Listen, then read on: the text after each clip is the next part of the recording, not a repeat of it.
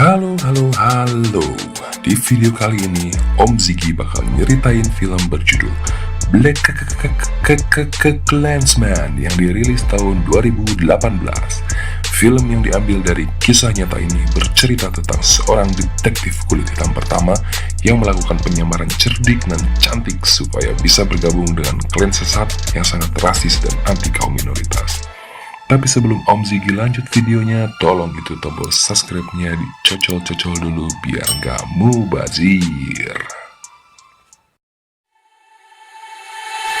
Kiu, tukurukuk, kuk, ru. Film ini diawali dengan suasana kota Colorado sekitar tahun 70-an, di mana seorang pria dengan rambut keribo nanggung bernama Ron melihat spanduk di pinggir jalan berisikan lowongan pekerjaan sebagai polisi. Karena tertarik, si keribo kemudian datang ke kantor polisi untuk melamar pekerjaan itu. Di sana, Ron langsung diwawancarai oleh dua orang HRD. Salah satu HRD itu bilang kalau Ron adalah polisi kulit hitam pertama yang ada di situ. Dan dia juga harus siap kalau semisal nantinya ia mendapatkan perlakuan rasis dari para polisi kulit putih yang kurang suka dengan orang kulit hitam. Sempat ngahuleng sebentar, tapi akhirnya Ron dengan mantap surantap mengambil pekerjaan itu. Karena masih newbie dan amatir, Ron ditempatkan di bagian penyimpanan berkas.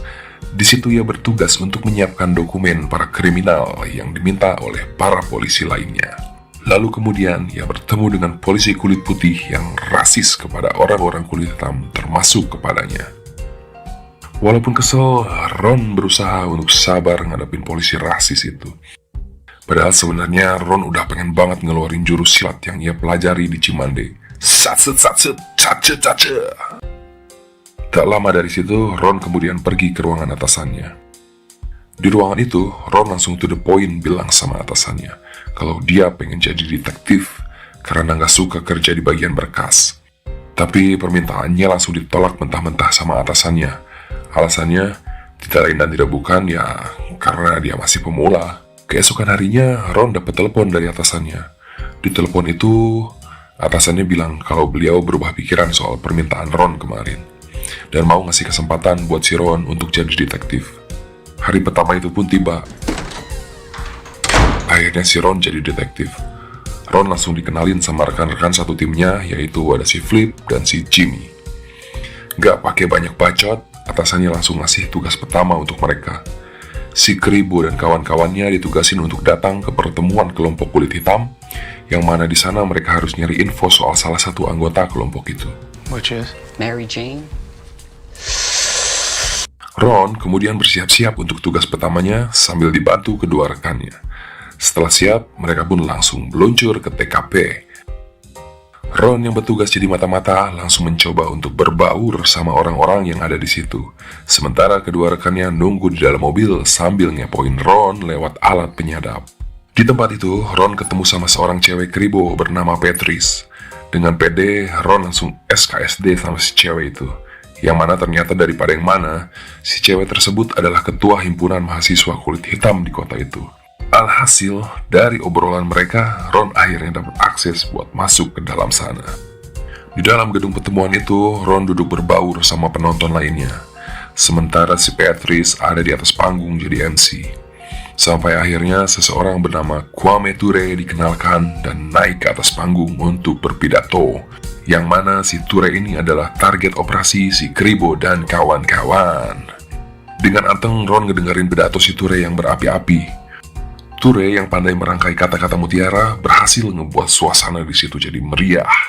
Gak jarang juga dia dapat standing applause dari para audiens.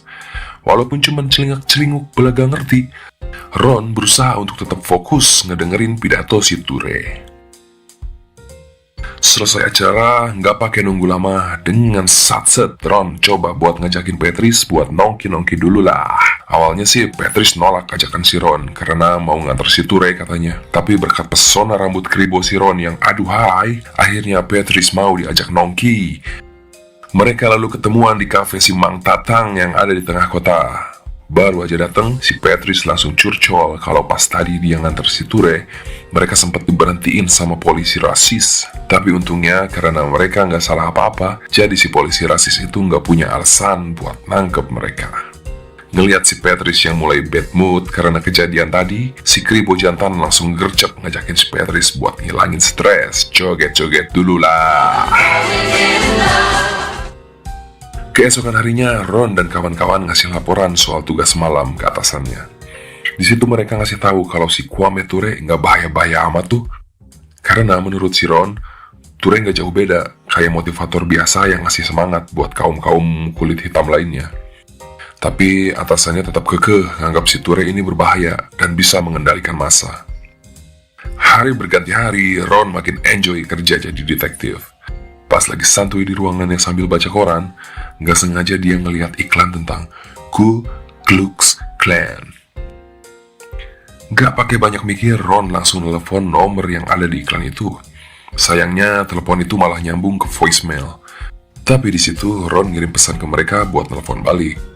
Gak berselang lama, cuma dalam hitungan detik, Ron langsung ditelepon balik sama seseorang bernama Walter yang berasal dari klan tersebut. Ku Klux Klan itu sendiri adalah sebuah organisasi sesat yang sangat membenci orang kulit hitam, bangsa Wahyudi, dan kaum minoritas lainnya. Di telepon itu, Ron pura-pura aja jadi orang kulit putih dengan mengubah logat ngomongnya. Ron juga bilang kalau dia benci banget sama orang kulit hitam. Tapi ya, semua itu dia lakukan sebagai bentuk penyamaran, biar bisa masuk ke dalam klan itu. Ron kemudian janjian sama si Walter untuk ketemuan.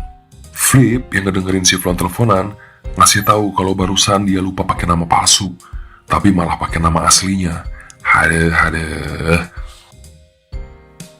Kemudian, Ron berdiskusi dengan atasannya untuk mencari jalan keluar dari kebodohannya. Sampai akhirnya, Flip yang mana adalah orang kulit putih, disuruh untuk menyamar menjadi si Ron, agar supaya tetap bisa masuk ke dalam klan tersebut. Setelah rencana Ron itu di-ACC sama atasannya, Ron langsung mengadakan briefing dengan rekan-rekannya. Di situ si Kribo langsung nge-training si Flip agar penyamarannya bisa berhasil dan sukses. Malam harinya Flip pergi ke tempat yang sudah disepakati, sementara Ron dan Jimmy ngepoin dari kejauhan. Gak lama kemudian, datanglah seorang pria bernama Felix nyamperin si Flip. Setelah ngobrol sebentar, Flip disuruh ngikut di mobil si Felix untuk pergi ke tempat tujuan mereka. Ngeliat itu, Ron dan Jimmy langsung ngintilin mereka dari belakang. Di tengah perjalanan, Felix nyadar kalau ternyata mobilnya sedang diikutin. Dia kemudian nyuruh si Flip ngambil pistol dari kolong untuk berjaga-jaga. Si Jimmy yang ngedengerin obrolan si Flip dari alat penyadap, langsung ketar-ketir tuh pas tahu si Felix sadar kalau sedang diikuti. Akhirnya di persimpangan mereka pisah jalan tak berjodoh. Gak lama dari situ Flip sampailah di base camp Ku Klux Klan. Di tempat itu udah ada Walter yang lagi asik nyodok-nyodok bola. Di situ juga ada pria gemoy anggota klan lainnya bernama Ivan. Waktu mereka lagi ngobrol-ngobrol, si Felix malah curiga sama si Flip karena di situ dia terlalu banyak nanya. Untungnya saat itu si Walter bisa jadi penengah dan langsung ngajakin si Flip untuk pergi ke sebuah ruangan. Dan di ruangan itu, Flip ternyata dikasih formulir pendaftaran buat jadi anggota klan. Dan lagi-lagi, si Felix yang masih penasaran dengan tengil nyoba buat ngeprovokasi si Flip. Dengan nuduh si Flip adalah bangsa Wahyudi, tapi si Walter kemudian nyuruh teman-temannya buat diam aja biar nggak banyak bacot. Setelah urusan di tempat itu, Flip dan Ron ngasih laporan ke atasannya soal klan tersebut.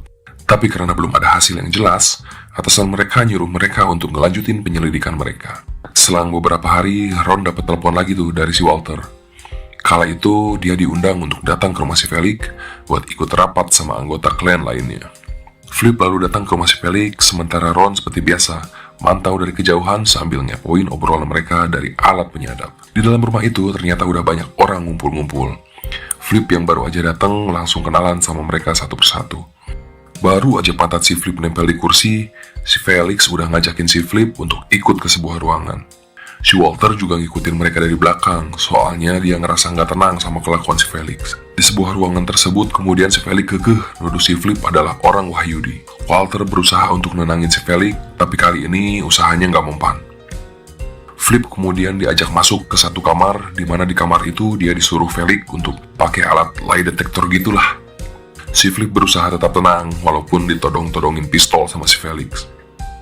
Ron yang saat itu ngedengerin obrolan mereka dari alat penyadap, ngerasa kalau si Flip lagi dalam bahaya tuh. Si Kribo langsung dengan cepat keluar dari mobil dan ngelempar jendela rumah si Felix pakai batu.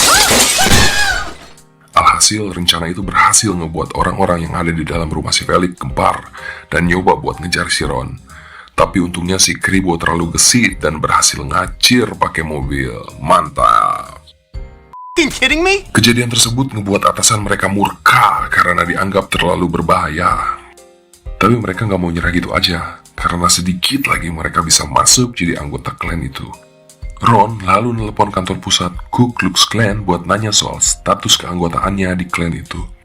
Tak disangka tak dinyana, ternyata yang menerima telepon si Kribo adalah Sang Maha Agung Ketua Umum Ku Klux Klan yang bernama David Duke. Ngedengar itu Ron terlihat sangat happy, ditambah lagi Duke bilang kalau status keanggotaannya si Ron bakalan segera disahkan. Semakin hari Flip semakin nyaman dengan penyamarannya. Ditambah lagi orang di Ku Klux Klan sangat terkesan dengan kemampuan si Flip, apalagi kemampuannya soal tembak-menembak. Ya iyalah bos, polisi gitu loh. Tapi hampir aja penyamaran si Flip ketahuan sama si Felix. Karena ternyata diam-diam si Felix nyari tahu alamat si Ron lewat buku alamat di Yellow Pages. Dan pas si Felix datang ke alamat itu, dia bukannya ketemu si Flip, melainkan ketemu si Ron yang asli, yang ada badaknya. Tapi untungnya walaupun sudah di ujung jurang, si Flip masih bisa bersilat lidah dan ngeyakinin mereka kalau alamat itu bukan alamat dia tuh. Di hari berikutnya, akhirnya yang ditunggu-tunggu si Ron datang juga, yaitu kartu anggota Ku Klux Klan. Ia pun kemudian buru-buru ngasih kabar ke si Flip soal itu. Tapi pas ketemu, si Flip malah curhat kalau ternyata emang bener si Flip itu adalah orang Wahyudi. Suasana di situ pun berubah jadi awkward seketika. Ron kemudian pergi ke tempat Patrice. Di sana Patrice ngasih lihat surat kaleng yang dikirim sama klan rasis tersebut. Patrice menganggap surat kaleng itu sebagai ancaman buat orang-orang kulit hitam termasuk dirinya. Tapi Ron berusaha untuk nenangin si Patrice dan nyuruh mereka untuk tetap jaga kekompakan dan tali silaturahmi agar nggak gampang kena hasut. Malam harinya si Flip datang ke pertemuan klan. Di situ Walter ngasih pengumuman yang mana dia bilang kalau dia udah lelah jadi ketua DPP klan daerah Kabupaten Colorado, katanya gitu.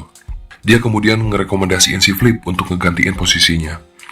Ngedenger itu si Felix otomatis langsung naik darah turun karena nggak setuju tuh sama ide si Walter.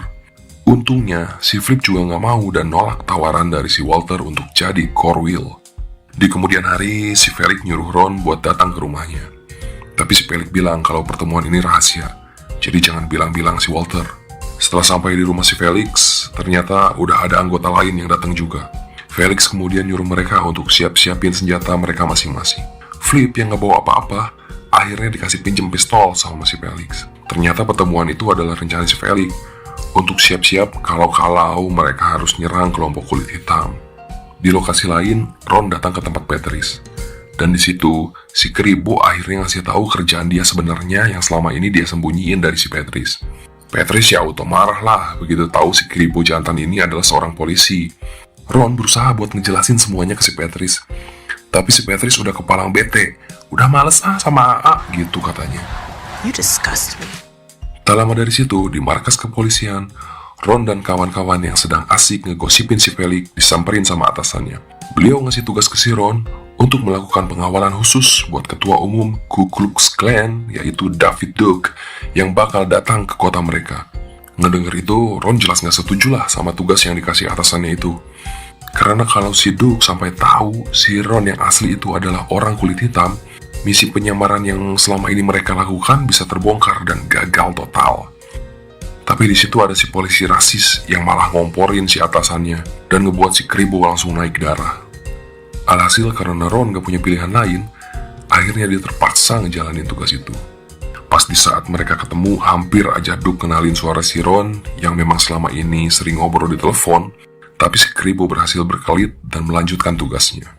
Iring-iringan rombongan sang baginda ketua umum Ku Klux Klan pun kemudian berangkat ke suatu tempat untuk melaksanakan ritual peresmian anggota baru, yang mana di situ juga ada Flip yang akan ikut diresmikan sebagai anggota.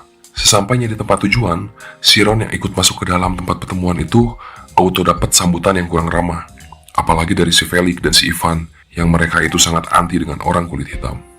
Gak lama kemudian ritual Klan pun dimulai. God.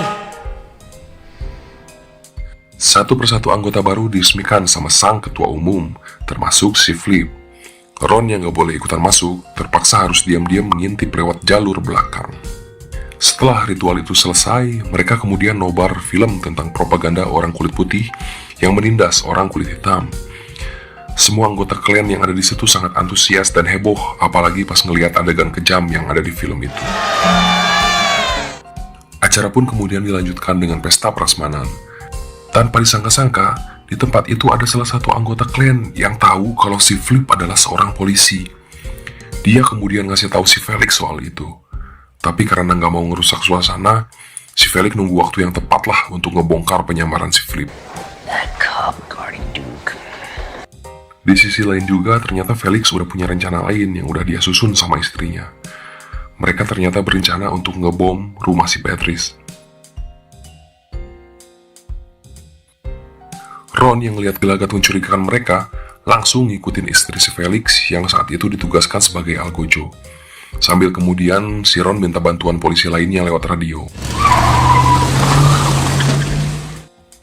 Setelah itu, istri si Felix yang nyampe duluan ke rumah si Patrice nyoba buat nyimpan bom di dalam kotak surat. Tapi karena ukuran bomnya terlalu gede, alhasil istri si Felix kesulitan nyimpan bom itu dan malah ngacir karena ngelihat si Patrice yang keburu datang. Karena nggak sadar kalau dirinya dalam bahaya, Patrice dengan santuy masuk ke dalam rumah bersama temannya. Melihat situasi yang sedikit kondusif, istri si Felix kemudian buru-buru nyimpan bom itu di kolong mobilnya si Patrice. Sampai akhirnya Ron gak lama kemudian datang ke situ dan langsung ngejar istri si Felix yang nyoba untuk kabur. Bersamaan itu juga datanglah mobil patroli polisi ke tempat itu. Mereka ngelihat si Kribo sedang nyoba buat nahan istri si Felix. Tapi si polisi malah ngira kalau si Ron itu adalah kriminal nil. Ditambah lagi istri si Felix playing victim dan terus ngomporin polisi itu. Nggak jauh dari situ, si Felix dan teman-temannya ikutan datang ke situ dan berhenti tepat di sebelah mobil si Patrice. Dengan muka tengilnya, si Felix dengan santuy mencet remote yang dia pegang untuk ngeledakin bom yang tadi dibawa sama istrinya. Sampai akhirnya, alhasil si Felix dan teman-temannya berubah status jadi almarhum. Si Flip yang gak lama kemudian datang ke situ juga, langsung tuh ngomelin polisi-polisi yang salah tangkap dan ngebantuin ngelepasin si Kribo yang udah diborgol sama polisi itu. Di akhir film, Ron dan kawan-kawannya ngerjain si ketua umum Ku Klux Klan lewat telepon. Yang mana di telepon itu, si Kribo sambil cengengesan akhirnya ngasih tahu si Duke kalau selama ini dia ngobrol sama seorang detektif kulit hitam yang sedang menyamar. Oke, untuk film ini Om Ziggy kasih rating 7 dari 10. Sampai jumpa di video selanjutnya. Adios, amigos.